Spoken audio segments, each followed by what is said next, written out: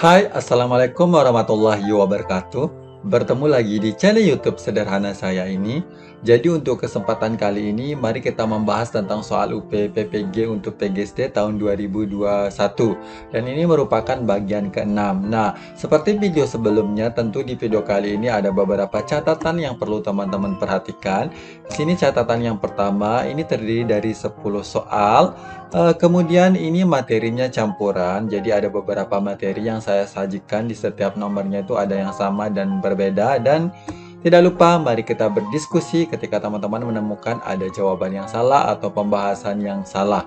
Oke, kita lanjut saja ke pertanyaan yang pertama. Nah, untuk pertanyaan yang pertama ini materinya tentang karakteristik pembelajaran abad 21. Pertanyaannya adalah, hari itu jam pertama hari sedang hujan. Bu Weni Hapsari memanfaatkan teknologi informasi di dalam proses pembelajaran di kelas 4. Nah, capaian pembelajaran agar peserta didik memiliki kesadaran arti penting kerjasama di dalam kehidupan, di dalam kelas tersedia LCD dan laptop. Kegiatan pembelajaran yang paling sesuai adalah A. Peserta didik menyaksikan video berisi kegiatan gotong royong, kemudian membuat kesimpulan. Kemudian yang B adalah peserta didik mendiskusikan secara kelompok tayangan video dan diminta membuat kesimpulan. Sedangkan yang C adalah peserta didik diminta membuat video sederhana secara kelompok dan mempresentasikan. Nah, yang D adalah peserta didik diminta mengamati kegiatan gotong royong di luar kelas dan terlibat membantu. Sedangkan yang E adalah peserta didik membaca cerita bergambar tentang kegiatan gotong royong. Nah, untuk soal ini kira-kira jawaban yang tepat yang mana?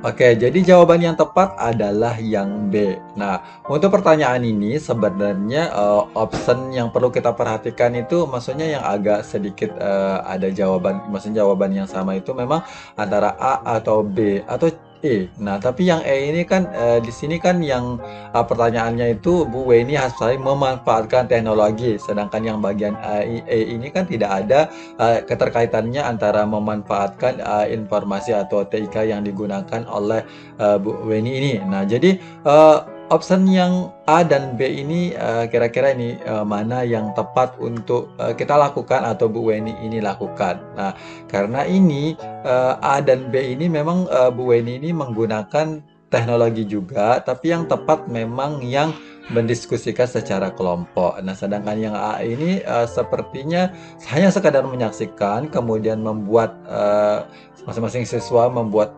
kesimpulan saja. Ini tidak terlalu efektif apabila dalam proses belajar mengajar, apalagi ini keadaannya lagi hujan. Nah, jadi yang tepat tentu mendiskusikan secara kelompok tayangan video dan diminta membuat kesimpulannya. Di sini ada uraian sedikit tentang pertanyaan atau materi yang pembelajaran abad 21. Jadi untuk guru abad 21 ini dituntut tidak hanya mampu mengajar dan mengelola kegiatan kelas dengan efektif, namun juga dituntut untuk mampu membangun hubungan yang efektif dengan siswa dan komunitas sekolah, menggunakan teknologi untuk mendukung peningkatan mutu pengajaran, serta melakukan refleksi dan perbaikan praktik pembelajaran secara terus-menerus. Di sini juga ada 10 kompetensi yang harus dimiliki guru abad 21. Apa saja sih? Nah, jadi yang pertama ini ada tentu menguasai bahan ajar, yang kedua mengelola program belajar mengajar, yang ketiga mengelola kelas, yang keempat adalah menggunakan media atau sumber belajar, yang kelima adalah menguasai landasan kependidikan, keenam adalah mengelola interaksi belajar mengajar, kemudian yang ketujuh adalah menilai prestasi belajar, yang delapan adalah mengenal fungsi dan layanan bimbingan penyuluhan, yang sembilan adalah mengenal dan menyelenggarakan administrasi sekolah, dan yang terakhir di sini adalah memahami dan menafsirkan hasil penelitian guna keperluan pengajaran. Next, kita ke pertanyaan berikutnya. Ini masih materinya tentang karakteristik pembelajaran abad 21. Nah, pertanyaannya adalah peserta didik kesulitan memahami hubungan antara peredaran darah yang lancar dengan kesehatan tubuh. Bu Ani mengatakan, anak-anak, pernahkah kalian melihat sungai yang kotor karena sampah dan tersumbat?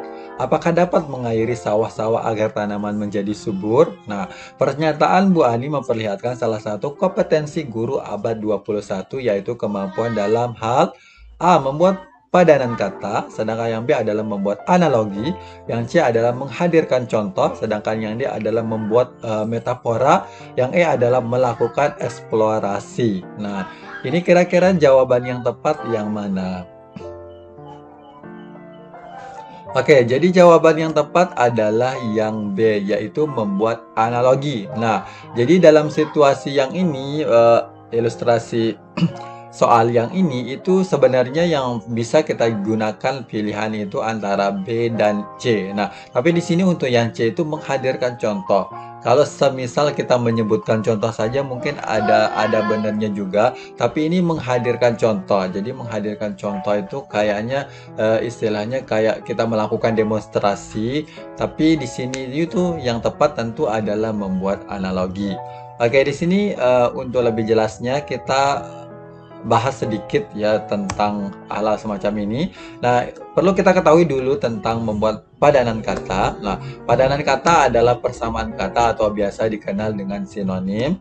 Sedangkan di sini analogi adalah persamaan atau persesuaian antara dua benda atau hal yang berlainan. Kemudian di sini ada namanya metafora, adalah pemakaian kata atau kelompok kata bukan dengan arti yang sebenarnya, melainkan sebagai lukisan yang berdasarkan persamaan atau perbandingan.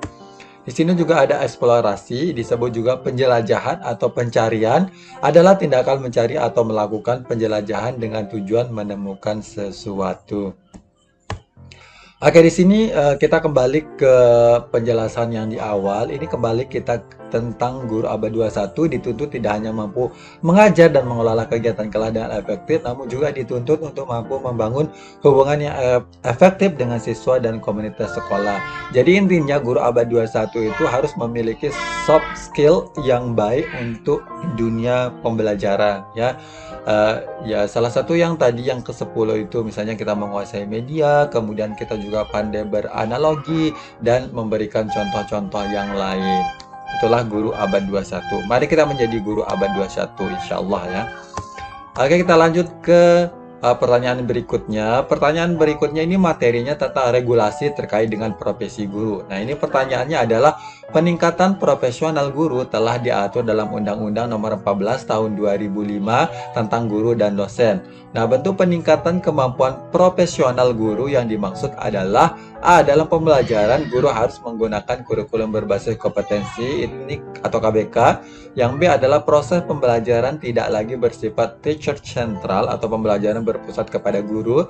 Sedangkan yang C adalah pendidikan guru minimal strata 1 atau D4. Sedangkan yang D adalah mengutamakan pengembangan kompetensi tiap pribadi. Nah, ini kira-kira jawaban yang tepat yang mana? Oke, jadi untuk soal yang ini jawaban yang tepat adalah yang C. Di mana di sini penguraiannya atau penjelasan singkatnya adalah Undang-Undang Nomor 14 Tahun 2005 tentang guru dan dosen menegaskan bahwa guru dan dosen wajib memiliki kualifikasi akademik. Nah, ini kualifikasi akademik, kompetensi, sertifikat pendidik, sehat jasmani dan rohani, dan memenuhi kualifikasi lain yang dipersyaratkan satuan pendidikan tinggi tempat bertugas, serta memiliki kemampuan untuk mewujudkan tujuan pendidikan nasional. Nah, jadi salah satu di sini disebut adalah kualifikasi akademik. Jadi otomatis kita menjadi guru itu harus memiliki strata 1 dan sertifikat pendidik juga yang lagi kita incar untuk tahun ini ya. Semoga kita lulus tahun ini sehingga kita termasuk di dalam Undang-Undang Nomor 14 Tahun 2005. Oke, kita lanjut saja ke pertanyaan berikutnya. Nah, pertanyaan berikutnya ini terkait ya dengan materi teori perkembangan peserta didik. Sedangkan pertanyaannya di sini adalah Andi yang berusaha 8 tahun memperlihatkan gejala tidak dapat konsentrasi, kurang tidur, kemudian selera makannya kurang, kemudian berbuat yang tidak baik di sekolah dan selalu merasa bersalah. Nah, kondisi Andi dikategorikan menderita A. Masalah emosional, sedangkan yang B adalah gangguan kecemasan, sedangkan yang C adalah fobia sekolah, sedangkan yang D adalah depresi masa kanak-kanak. Nah, jadi untuk soal nomor ini kira-kira jawaban yang tepat yang mana? Oke, jadi jawaban yang tepat adalah yang D, yaitu depresi masa kanak-kanak. Nah, di sini perlu kita ketahui depresi yang terjadi pada anak dapat disebabkan oleh berbagai faktor. Nah, salah satunya adalah seperti kesehatan fisik, kemudian masalah di kehidupan, kemudian riwayat keluarga, lingkungan, dan faktor genetik. Nah, depresi bukanlah gangguan yang bisa hilang secara spontan tanpa terapi yang tepat. Di sini juga terjadi perubahan emosi atau perilaku pada anak itu. Yang pertama adalah anak tampak tertekan selama lebih dari 2 minggu. Nah, jadi ini kita perlu memperhatikan ciri-ciri bagaimana terjadinya perubahan emosi atau yang mengalami sedikit depresi. Maksudnya ciri-ciri anak yang mengalami depresi. Nah, jadi yang pertama di sini adalah anak tampak tertekan selama lebih dari 2 minggu. Berikutnya adalah anak selalu terlihat berpikir negatif tentang dirinya. Berikutnya adalah anak selalu merasa bersalah dan sering merasa khawatir terhadap banyak hal. Berikutnya di sini adalah anak sering mengeluh kepala atau perutnya sakit. Nah, tanpa diketahui penyebabnya baik secara fisik maupun medis. Nah, di sini juga ada perubahan perilaku atau prestasi akademik anak di sekolah yang perlu kita perhatikan. Nah, yang pertama di sini adalah prestasi belajarnya menurun. Yang berikutnya ada tidak ingin terlibat dalam kegiatan sekolah. Berikutnya adalah bermasalah di sekolah termasuk masalah pergaulan dengan teman-temannya. Nah, untuk depresi masa kanak-kanak ini juga bisa loh mengakibatkan anak mudah emosional, kemudian kecemasan yang luar biasa. Jadi kenapa kita memilih depresi masa kanak-kanak ini? Karena depresi masa kanak-kanak ini bisa anak-anak itu larinya mengalami gangguan kecemasan juga. Berikutnya adalah masalah emosional. Jadi maksudnya adalah eh, yang lingkarannya masalah emosional dan gangguan kecemasan itu adalah depresi. Nah, jadi makanya di sini yang tepat jawabannya adalah yang depresinya ini. Oke, kita lanjut ke soal yang berikutnya. Nah, untuk soal berikutnya ini lebih larinya ke PKN atau IPS ya. Jadi ini materinya adalah hakikat kewarganegaraan global. Dari sini perhatikan pernyataan berikut. Di sini yang pertama adanya persaingan bebas yang dapat mengakibatkan adanya pelaku ekonomi yang kalah dan yang menang. Yang kedua adalah bisa mengakibatkan munculnya sifat konsumtif. Yang ketiga adalah interaksi atau kontak antar bangsa di dunia lebih mudah. Yang empat adalah tuntunan demokrasi dan HAM yang bersifat global berpengaruh kuat mendorong negara-negara dunia ketiga untuk merespon tuntunan tersebut. Nah, manakah nilai-nilai positif globalisasi bagi Indonesia? Yang A 1 dan 2, yang B adalah 2 dan 3, sedangkan yang C adalah 2 dan 4, yang D adalah 3 dan 4. Nah, kira-kira untuk pertanyaan ini atau soal ini jawaban yang tepat yang mana? Oke, jadi jawaban yang tepat di sini adalah yang D. Oke, di sini ada uraiannya, adanya perubahan tata nilai sikap. Nah, ini globalisasi menimbulkan pergeseran atau perubahan nilai dan sikap di masyarakat ke arah yang lebih positif. Kemudian di sini ada perkembangan ilmu pengetahuan dan teknologi. Ini globalisasi menciptakan ilmu pengetahuan dan teknologi yang jauh lebih modern dan semakin mudah digunakan masyarakat. Kemudian yang positifnya adalah meningkatnya taraf kehidupan masyarakat. Nah, dampak positif lain globalisasi bagi Indonesia adalah meningkatnya taraf kehidupan masyarakat, tidak hanya dari segi kemudahan penggunaan teknologi, tetapi juga dari sisi lapangan pekerjaan yang semakin terbuka luas dengan adanya globalisasi.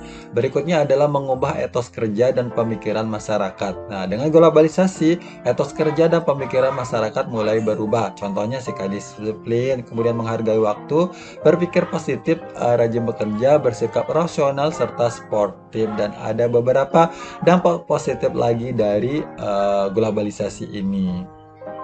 Oke, next kita ke pertanyaan berikutnya. Ini materinya masih tentang hakikat kewarganegaraan global. Nah, pertanyaannya adalah saat ini terdapat sebagian orang yang cenderung bergaya hidup mewah dan bersikap konsumtif. Mereka merasa bahwa dengan memakai barang mewah dan mahal akan dapat meningkatkan standar dan gaya hidup. Hal tersebut merupakan bentuk ancaman dari luar yang masuk ke Indonesia, yaitu A. Konflik agama, yang B adalah diskriminasi politik, yang C adalah dominasi kaum mayoritas dan kesenjangan sosial, yang D adalah budaya asing yang tidak sesuai dengan falsafah bangsa. Oke, jadi ini jawaban yang tepat yang mana? Oke, jadi sebenarnya nih teman-teman udah tahu nih, pasti jawaban yang tepat adalah yang C, yaitu dominasi kaum mayoritas dan kesenjangan sosial. Nah, karena teman-teman udah tahu, jadi pengertian atau uraian yang singkat ini saya cuma mengambil pengertian dari dominasi mayoritas dan kesenjangan sosial. Kita mulai dari dominasi mayoritas. Nah, jadi dominasi mayoritas ini adalah di mana pihak mayoritas mendominasi sehingga pihak minoritasnya terkalahkan kepentingannya. Sedangkan di sini kesenjangan sosial jika didefinisikan adalah suatu ketidakseimbangan sosial yang ada di masyarakat sehingga menjadikan suatu perbedaan yang sangat mencolok, atau dapat juga diartikan suatu keadaan di mana orang kaya mempunyai kedudukan lebih tinggi dan lebih berkuasa daripada orang miskin. Oke, next kita ke soal berikutnya. Nah, untuk soal berikutnya ini materinya tentang konsep nilai, norma, moral, dan hukum. Nah, pertanyaannya di sini, peristiwa yang bukan merupakan pelanggaran norma adalah A. Demonstrasi mahasiswa untuk menolak kenaikan BBM berlangsung tertib. Sedangkan yang B adalah Partai X mencuri start mendahului jadwal kampanye yang ditetapkan Komisi Pemilihan Umum. Sedangkan yang C adalah pelajar dari sekolah X memblokade jalan melakukan pawai kelulusan setelah mencoret-coret seragam. Sedangkan yang D adalah pengendara sepeda motor memacu kendaraan saat lampu merah menyala karena kondisi jalan lenggang. Untuk pertanyaan ini saya rasa gampang, jadi teman-teman pasti udah tahu nih jawabannya adalah ya, jadi tentu jawabannya adalah yang A, yaitu demonstrasi mahasiswa untuk menolak kenaikan BBM berlangsung tertib. Nah, di sini uraian singkatnya berarti opsi A ini bukan merupakan pelanggaran norma. Demonstrasi merupakan bagian dari kehidupan demokrasi, asal demokrasinya dilakukan dengan tertib tentunya. Oke, next kita ke pertanyaan berikutnya. Ini materinya masih tentang konsep, nilai, norma, moral, dan hukum. Nah, pertanyaannya adalah, saat memasuki rumah orang lain, biasanya seseorang mengucapkan salam atau permisi. Nah, perilaku tersebut merupakan contoh pelaksanaan norma A. Agama, B. Hukum, sedangkan yang C adalah kesusilaan, sedangkan yang D adalah kesopanan. Nah, untuk pertanyaan ini juga saya rasa teman-teman tuh udah tahu nih jawaban yang tepat. Nah, jawaban yang tepat pasti adalah ya, jadi yang tepat tentu adalah yang D, yaitu kesopanan. Nah, di sini ada penjelasan singkatnya. Norma kesopanan adalah peraturan hidup yang timbul dari hasil pergaulan segolongan manusia dalam masyarakat dan dianggap sebagai tuntunan pergaulan sehari-hari dalam masyarakat setempat. Nah, di sini ada beberapa contoh tentang norma kesopanan selain yang tadi, yaitu mengucapkan salam atau permisi ketika hendak bertamu. Nah, jadi contoh lainnya adalah di sini adalah menerima dengan tangan kanan. Ini termasuk dari norma kesopanan. Kemudian ada juga tidak meludah di sembarang tempat. Kemudian menyapa kenalan yang kita temui di jalan juga. Ini juga termasuk dari norma kesopanan. Oke, next kita ke pertanyaan berikutnya. Nah, untuk pertanyaan berikutnya adalah macam-macam HAM atau hak asasi manusia. Pertanyaannya di sini adalah, perhatikan cuplikan cerita berikut. Wisatawan mancanegara sempat takut mengunjungi Indonesia selepas terjadinya peristiwa bom Bali yang terjadinya pada akhir tahun 2015. Nah, dalam peristiwa itu terdapat banyak korban luka berat dan korban meninggal dunia. Pengadilan yang berwenang untuk menangani kasus tersebut adalah A. Pengadilan HAM, sedangkan yang B adalah pengadilan militer, yang C di sini adalah pengadilan negeri, yang D adalah pengadilan HAM ad hoc, kemudian yang E adalah Mahkamah Internasional. Nah, untuk pertanyaan ini kira-kira nih jawaban yang tepat yang mana? Oke, jadi untuk soal yang ini, jawaban yang tepat adalah yang C, yaitu pengadilan negeri. Kenapa pengadilan negeri? Di sini ada uraian singkatnya.